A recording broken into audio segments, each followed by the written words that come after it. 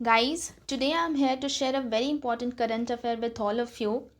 And अगर आप UPSC state PCS या फिर किसी और कंपटीशन एग्ज़ाम की प्रिपरेशन कर रहे हैं then I must tell you कि ये करंट अफेयर आपके लिए बहुत इंपॉर्टेंट होने वाली है.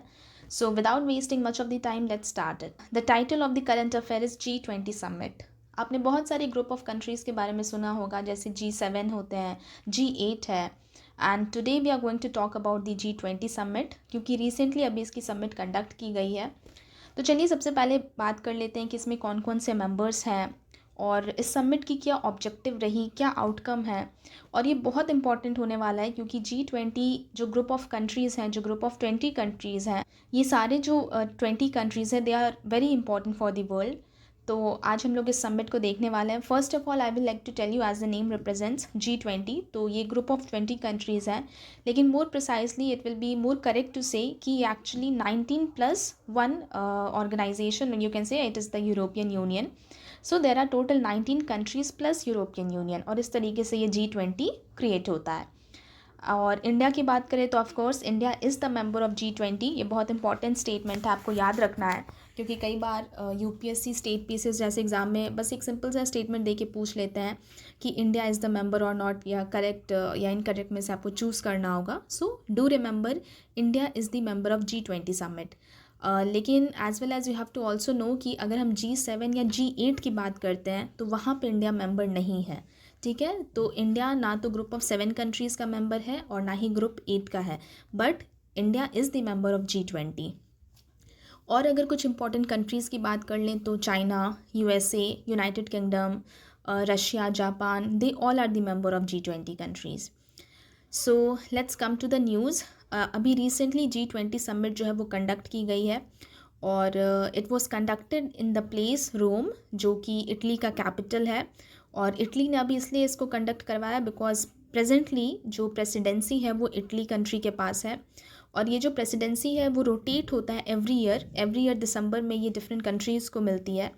तो अभी लेट्स सी 2021 के दिसंबर में ये किस कंट्री को मिलता है, बट मोस्ट प्रोबेबली 2023 का जो प्रेसिडेंसी है G20 का वो इंडिया को शायद मिलने वाला है, because as we can say कि ये रोटेट होता है, तो इंडिया का टर्न जो है शायद 2023 में आएगा. अब this is also very important line जो आपको पता होनी चाहिए कि G20 समिट जो है उसे फॉर्मली हम कहते हैं summit on financial markets and the world economy.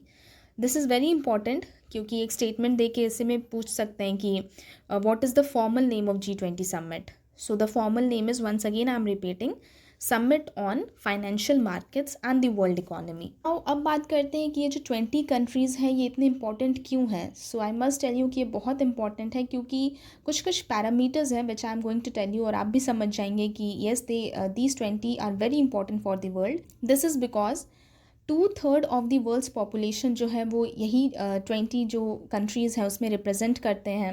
85% of the global GDP ये रिप्रेजेंट करते हैं. 80% of the global investment, then over 75% of the global trade, and most importantly approx 3/4 of world's greenhouse gas emissions comes from these 20 countries. तो ये बहुत important है because as you can see जो major junk है, either it is greenhouse gas emission, world population, global GDP, all these are comprised by these 20s only. तो चलिए अब हम बात करते हैं ऑब्जेक्टिव क्या थी 2021 समिट की. जो 2021 का समिट है वो 30 एंड 31 अक्टूबर को हेल्ड किया गया था, and I have already told you the name of the place. It was held in Rome, the capital of Italy. So main objective 2021 summit की यही थी कि किस तरीके से हम ग्रीन हाउस गैस एमिशंस को रिड्यूस करें, और किस तरीके से जो टेम्परेचर है, जो राइजिंग टेम्परेचर है, उसे कंट्रोल करें, as well as supporting the poor countries, जो डेवलपिंग कंट्रीज़ हैं, so that they can also do their development, और हम लोग ग्रीन हाउस गैस एमिशन को भी रिड्यूस कर पाएँ. So this was the main objective. और अब आउटकम्स की बात करते हैं तो there are total 4 main outcomes. I will tell you one by one. The first outcome is that leaders committed to the key Paris Agreement goal of limiting global warming to 1.5 degree Celsius above pre-industrial levels. तो ये statement अब काफ़ी famous हो चुका है. हमने COP26 वाले news पे भी हम काफ़ी देख रहे हैं कि ये statement is everywhere. Paris agreement deal की बात हो रही है, और जो ग्लोबल वार्मिंग टेम्परेचर है उसे हम 1.5 डिग्री सेल्सियस पे लिमिट करने की बात कर रहे हैं. This was the first outcome. Second outcome is that all these 20 countries have pledged to reach a target of net zero carbon emission. Net zero carbon emission की भी बात हो रही है, and it is said that 2050 तक ये countries को achieve करना है, but there are still lots of confusion because यहाँ पे developed countries का अपना point of view है, developing का अपना point of view है, because जो developed countries हैं they have already achieved sustainable development, while जो developing countries हैं they are still struggling with this, so they both have their own arguments. But yes, it is true that all these 20 countries have pledged to reach a target of net zero carbon emission. The third outcome is that they will stop funding to dirty coal plants by 2021 end.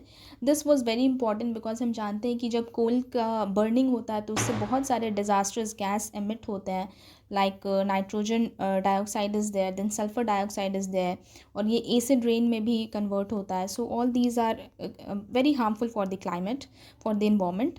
तो इसलिए it has been one of the outcome कि जो coal plants हैं जो dirty emission करती हैं उनको funding करना ये लोग बंद कर देंगे. So I think it is a very nice step, और इससे जो कोल प्लांट्स हैं they will take a proper step कि उनकी जो एमिशन है वो क्लीन हो सके. The fourth outcome is that all the countries also decided to pursue more vaccines by WHO under a One Health approach. One Health approach की यहाँ पे बात की गई है, और one health approach I will like to tell you क्या है. तो ये वन हेल्थ अप्रोच का कॉन्सेप्ट बहुत पहले दिया गया है, बट कोविड-19 के टाइम ये काफ़ी ज़्यादा इमर्ज हुआ. And one health approach simply means that human, animal and ecosystem, all these three healths are interconnected. And जब भी हम हेल्थ की बात करें तो हम इन तीनों को माइंड में रखें और उसी तरीके से हमारा अप्रोच होना चाहिए. तो this is all about one health approach. यहाँ पे 3 एस्पेक्ट्स हैं. One is human, other is animals and the third is ecosystem. तो इन तीनों की हेल्थ को ध्यान रखना है. सो G20 summit was all about this. मैंने आपको ऑब्जेक्टिव्स बता दिए, आउटकम्स बता दिए, और उससे पहले थोड़ा बहुत जो इंट्रोडक्टरी पार्ट था जो पता होनी चाहिए हमें कि G20 कंट्रीज़ क्या क्या हैं, वो क्यों इतना इंपॉर्टेंट है, वर्ल्ड लेवल पे वो क्या कंप्राइज करते हैं. All these things are very important. And at the end I will like to tell you कि आप G20 और COP26 दोनों में बिल्कुल कन्फ्यूज़ मत होइएगा, बिकॉज अभी प्रेजेंटली दोनों बहुत ज़्यादा न्यूज़ में चल रहा है. क्योंकि the dates of both the summits were very near. G20 की समिट की डेट 30 एंड 31 अक्टूबर थी, एंड COP26 जो है वो जस्ट 1 नवंबर टू 12 नवंबर में कंडक्ट होने वाली है.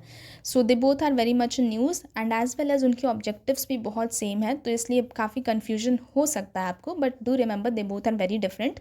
कि COP26 जो है उसमें 198 मेंबर्स हैं, लेकिन G20 में सिर्फ 20 मेंबर्स हैं, और दोनों अलग अलग प्लेस पे भी कंडक्ट हुआ है. COP26 जो है वो ग्लासगो स्कॉटलैंड में कंडक्ट होने वाली है, that is in United kingdom, और G20 जो समिट है वो इटली के कैपिटल रोम में कंडक्ट हुई है. तो इस तरीके से आप याद रख सकते हैं, दोनों डिफरेंट है of course, but please don't get confused.